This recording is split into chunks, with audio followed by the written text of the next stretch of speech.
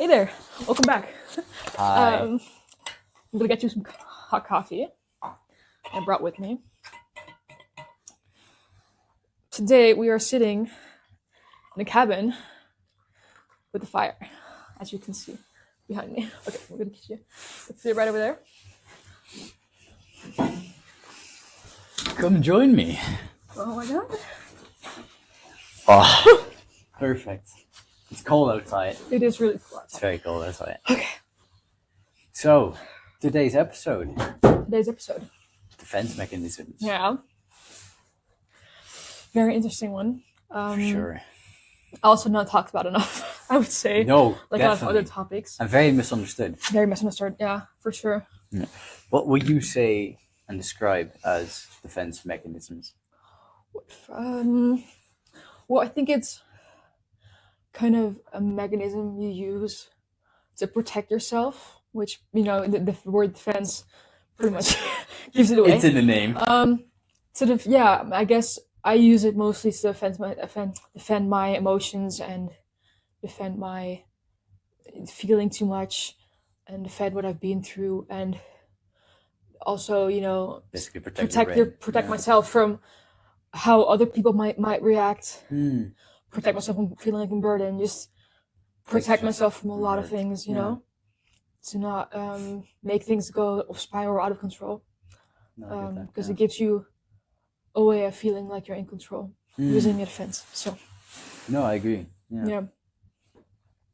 Yeah, and I'd also say a lot of people think defense mechanisms, well, they usually say it's to protect yourself from hurt. It's a way of your brain protecting yourself. And sure, that's true. But there's a lot of misconceptions, I think, about defense mechanisms. But we'll get into that later. What different types of defense mechanisms do you think there are? Well, we know there are a lot. Which ones do you use? There are a lot for sure of defense mechanisms.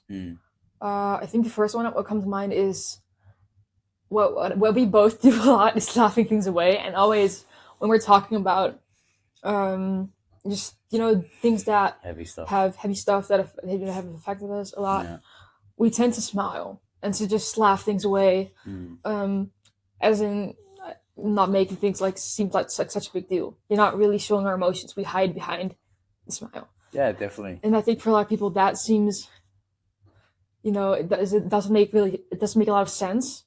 Yeah, because they're hearing a different story from the emotions that should be coming from from a story like that. Yeah. And then you suddenly see them laugh, and it's like, huh? That's not. So you actually think this is funny? Yeah, exactly. Or you're not taking this seriously or something. Yeah. It doesn't fit in their mind. Yeah.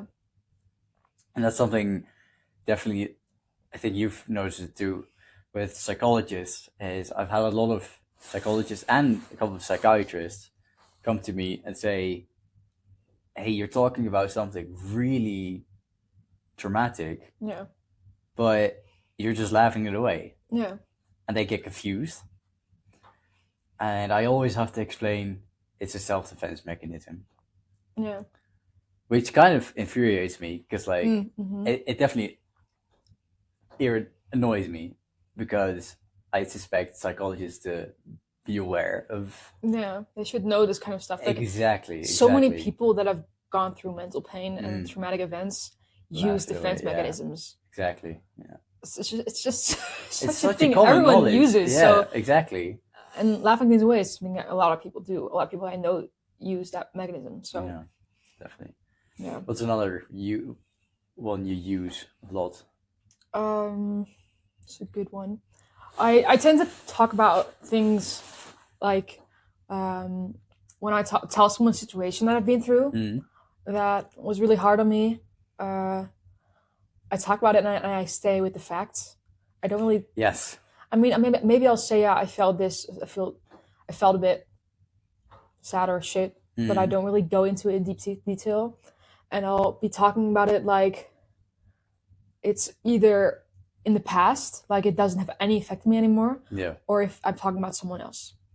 So Right. yeah, and Yeah. So I had a conversation with a friend of mine, and this was the first thing that comes to mind a few months ago, about something that affected me a lot, that affected her a lot, and then she told me, why are you always talking like, it's about someone else, like you're talking about it like it's in the past, and I'm just like, that's the only way I know how to. It's really hard to really talk about it. No, for sure. And you're so, it's just something you just go to using a defense mechanism. It's not, it's you're so used to it. Yeah, right? It happens automatically. Yeah. I think people don't always realize that. So because and the same goes with my psychologist. I also had a meeting with them a few weeks ago, and they would say the same thing. Why are you talking about it like you're talking about it like it's someone else? Yeah. Or why are you smiling? And some of the psychologists, I think they're just testing you to see if I think so too. Yeah, gauging your reaction. To realize what you're actually feeling. Sure. Yeah. And realize that you're hiding behind something. Yeah. But I think some psychologists don't really know as to what it is. So. No, I agree. Yeah. So yeah, do you use that mechanism as well? Yes, a lot. But I've noticed that instead of talking about it like it's from a different person, like it happened to someone else, I use humor a lot to deflect. So I'll say something about what happened, and then I'll say, "Ha, slay, daddy issues, right?" Oh yeah. Or something like that. It's stupid humor, but just to cope with it. Yeah. And it's something I do almost automatically. I think I know when I'm doing it, but it happens just like that, so yeah. And it's funny because like most people are like very concerned when I tell them certain stuff, and like, oh, I'm so sorry that happened, and then I'll make a joke, and it's like, are you okay? Huh? And I was like, what do you mean? Huh? So yeah, I'm fine. Are you though? Are you though? No, I can't do this no more. Yeah. No, but definitely. Do you use humor? Humor, yeah. I think it's one I use maybe a bit less. Okay. But I know a lot of my friends will use humor, as well. I guess just joking about it, or I do that sometimes as well. I realize, and people, I think most of the time don't know how to react to it. I have some friends that just don't know how to react to humor. I don't use it that often in real life. I guess I mostly do online. So I'll post something and I'll be like, this just happened, but that's okay. This and that, whatever. So I guess to talk it down a bit as well, just make it a lot lighter than it is. Exactly. Yeah. Yeah, I guess sometimes that makes it easier, but no, I agree. It's still kind of tough. Yeah. So. No, it is, because like the moment you don't use a defense mechanism, you're vulnerable. Yeah. And it sucks, because then where's the control? Where's the I'm gonna get hurt? Where's the next hit coming from? Yeah. Yeah. You don't have any shields or walls up. Exactly. But just storm in. Exactly. And defense is like,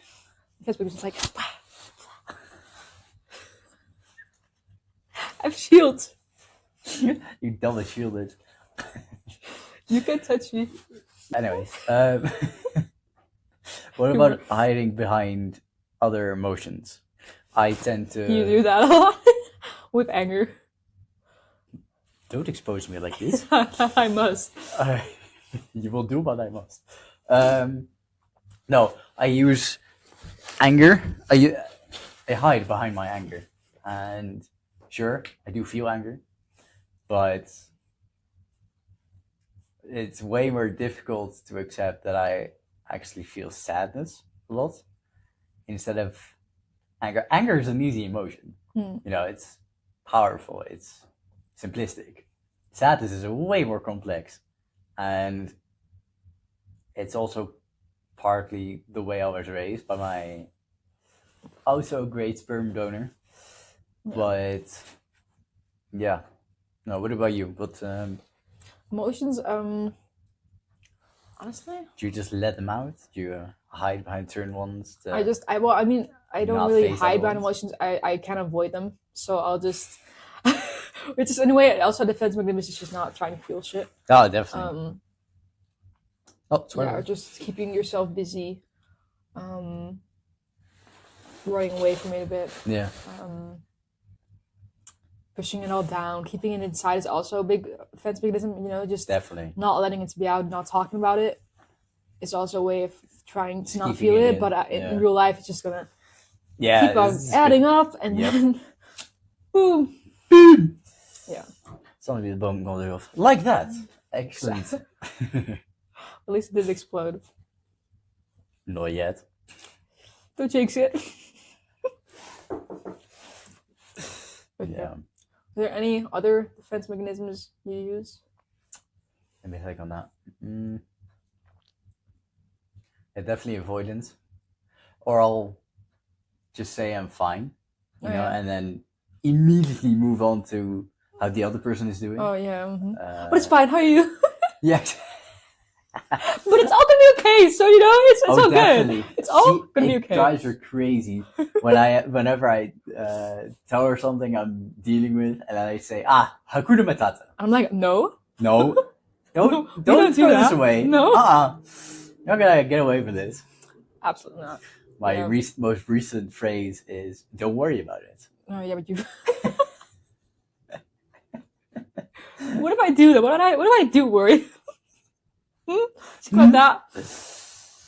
Yes. Yeah. Sounds like a you problem. Exactly. Okay. Anyways. Yeah. Saying it's fine and saying everything's gonna be okay is such a way of pushing people away. It's like being like. Definitely. You know, it doesn't matter anyway. So just let's move on. You know. So it's okay. Yeah, I use that one as well. I have a lot of people, a lot of friends that use that one as well.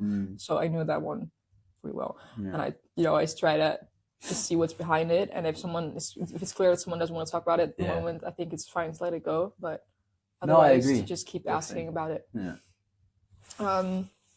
Yeah. How do you think defense mechanism has affected people around you? You know, in other ways.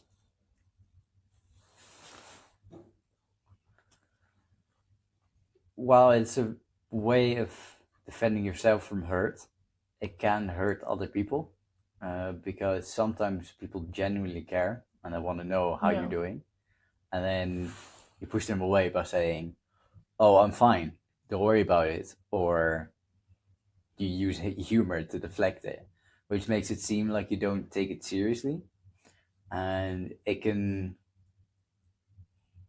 cause a kind of powerlessness feeling with people, or frustration. Well, frustration is powerlessness, but that's another story. And I think defense mechanisms can affect people in the sense that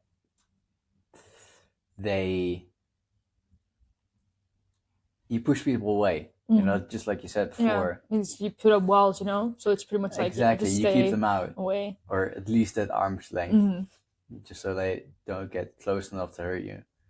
But that can also mean people feel disconnected from you, and not just the other way around. Yeah. What about you? What do you think? Yeah, I guess when I use it, some people will let it go. I think some people don't even really notice that you're using it. Oh, for sure. Yes, some people. So if you just laugh it away, don't know. Yeah. Or you talk about it like it's nothing special. People might actually believe that, you know, and they won't ask any more questions, and I'll just go on to the next thing. For sure. And I get that, you know. And some other people, they'll be like, okay, but why are you laughing about this? Or why are you acting like it's fine when it's obviously not fine? And some people just get frustrated because they just want you to be honest with them. So yeah, I think it does affect people around you a bit. Yeah. What frustrates you the most about your defense mechanisms? How does it affect you? Because sometimes it's so in me. I I use it, and I don't always have to. You think you have control, but you're also using it, and it's really hard to shut them down, to stop using them. Like you also don't have that control of, of that. No, I agree. Yeah, for sure. So it's really hard to shut your defense mechanisms off. It just happens sometimes, and that's something that I wish wasn't always the case, because I find it really hard to just embrace certain feelings. Just let it be. And just letting them be, and being vulnerable. It's really hard to just do that. I think my defense mechanisms get in the way of that. And that's one thing I don't really like with them. Sometimes I think it's necessary to have defense mechanisms because it's easier, and sometimes it does help you get through certain situations, or certain emotions. So I think they're important. Yeah. I think they can be good, but I think they also can get in the way of being vulnerable. That's a good one. Yeah.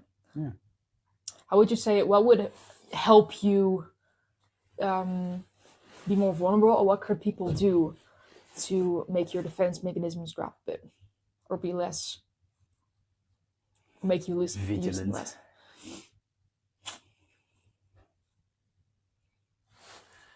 I'd say push through it a bit, but also be patient when it happens.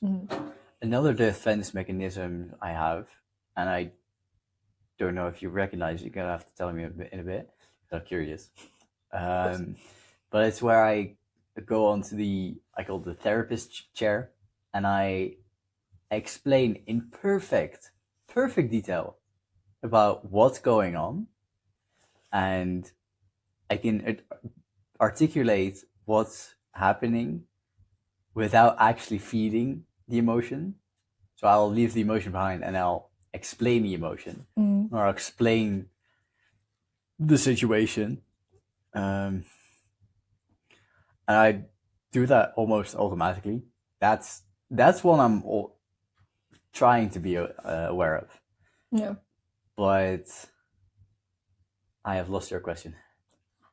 I was asking about the vulnerability, but this is also a good one. Like, so what you're doing is pretty much you're just staying with the facts, and like you're just really explaining something to them, and just focusing on bringing something over. Exactly. Like you're not focusing on actually feeling your emotion. Yes, exactly. But indeed, vulnerability. So when cases like that happen, or when I use humor to deflect it, if people don't get mad at me for doing that, because it's a pattern, it's something I've used to survive. Yeah. It's understandable. Yeah. So when people are understanding of that, it helps. They create a safe space for me to be vulnerable, but also that it's okay to fall back on those defense mechanisms. Yeah. Yeah, for sure. What helps you? So and after that, it's my turn to ask a question. Yeah, people giving space. Like sometimes I will use my defense mechanisms, and then people will just stay quiet and wait for me to just keep talking. Oh, that sucks.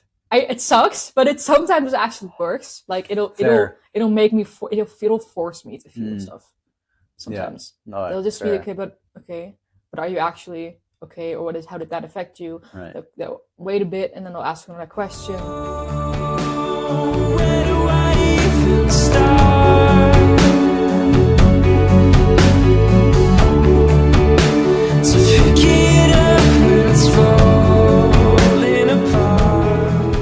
So a little recap, we were talking about vulnerability, and then Thijs basically burned my fingers because I'm an idiot. Yeah, a little bit sometimes. It's okay. I'm a drama queen. So it's okay. No, I just wanted a bit of attention. It actually does hurt, so. Okay. Which is also, by the way, defense mechanism, just being like, oh, I'm just a drama queen, or I'm just complaining a bit, but it's fine. I'm deflecting. Yeah. Okay, so anyway, I was talking about this situation that I had with a friend of mine at the time. And we were talking about just a lot of different questions and a lot of things in a park. And we got into my past and things that I've been through that affected me as the person I am. So my parents and mental health stuff. And, I would smile all the time as well. And she would ask me about that. And she would actually be like, what you're telling me right now is actually pretty heavy, and it's okay to feel that. And I was like, I don't know what to do with that. I don't know how to do that. And, and a part of me wanted to cry, but I just couldn't get it to come. I just couldn't get it out. I was like, I actually told her, I wish I could have just let it out right now, but I just can't, literally. And I've had this situation with more friends as well. And what also helped is sometimes some of my friends would literally just like look at me. And it's so uncomfortable, but in a way, it's also kind of nice because people actually try to see you. Yeah. So they'll just look and be like, "Are you sure? Yeah, no. Are you good? Like, but how do you feel about it now? You know, questions to ask about how things are now, and not just keep talking about how things were in the past, and to get close to yourself in those moments. I think that's and give you space. So I think that kind of helps. Definitely, yeah. No, that's beautiful. Thanks. Do you have situations you think that back about that might have helped, or think that could help? You had a very good example where sometimes I generally don't like sympathy. I don't know how to deal with it. Empathy is a different matter. Sympathy, I just don't really vibe with. Yeah. But sometimes people tell me, "Holy shit, that's rough," and it's usually I usually think, what I experience isn't that bad, especially compared to others. Comparison is a thief of joy, people. It is. But then when they tell me, "Wow, that's actually really rough," especially if it's someone I feel safe with, that can really help bring down some walls. So then I think, wow, I feel seen. Yeah. You know, it was actually pretty recently. I was laying in bed with someone and we were talking about past traumas. We were trauma dumping. And she suddenly said, well, we were talking about daddy issues, as you do. Of course. And she said, yeah, that's rough. That's or something along those lines. And it was nice to be seen. Yeah. Yeah. That's. No, I understand that. When actually someone, when someone, you know, talks in a way and they genuinely make you feel seen. Exactly. Without judgment or without just pity or something, then you actually get the urge to talk about it more and to open yourself up a bit more. Exactly. So yeah. Yeah, definitely. I understand that. I saw a quote recently online. You did? Yeah, I did. Dangerous, right? That said, defense people, only weak people use defense mechanisms. What do you say to that? What's your comment on that? Well, I don't know where you saw that one, but that's actual bullshit. Right?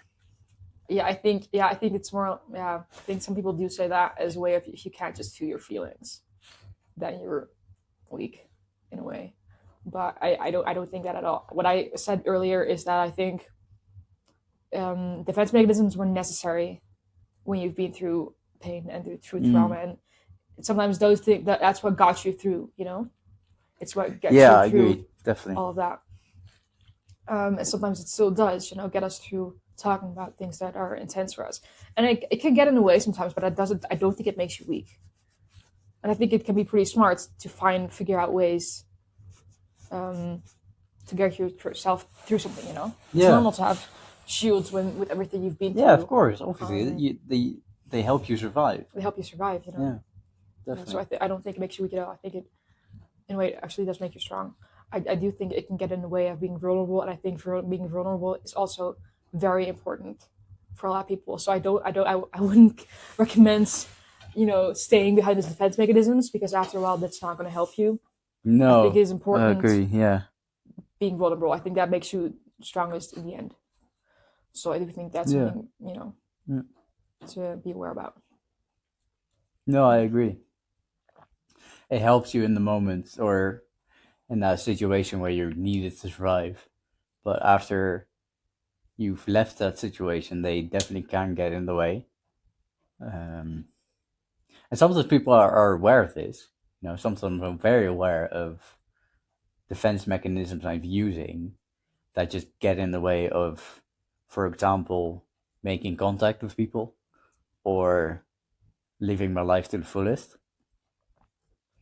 Yeah. But it's a pattern as well. It's something you've used for so long to survive. Yeah.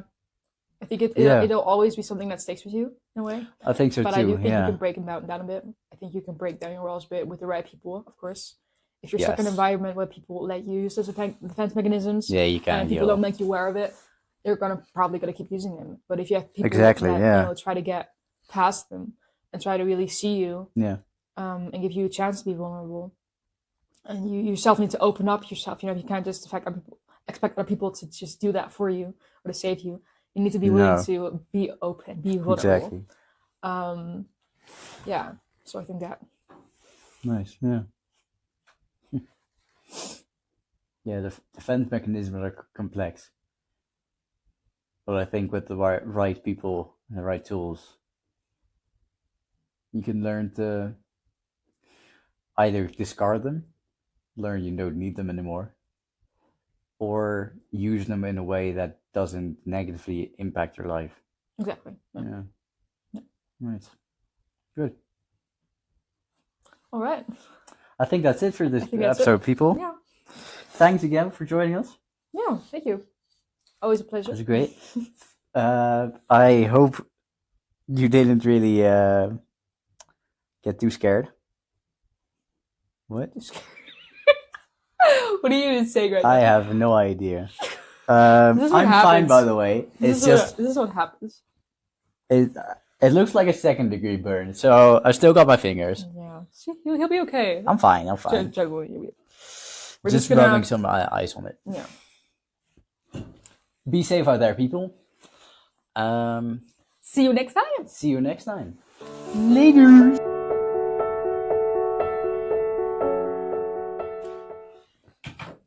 Keep going. I'm listening. You're the first person. So it's not. Yeah, no, fair enough. Yeah. Oh, great heavens! That's cool. Oh, that's really hot. That's hot. That's hot. So be careful. I think I burned my fingers, but that's alright. That's not great. This is not something I'm doing very well. Be careful. Okay, let's try it again. With something else. No. Don't worry, peeps. This is all under control.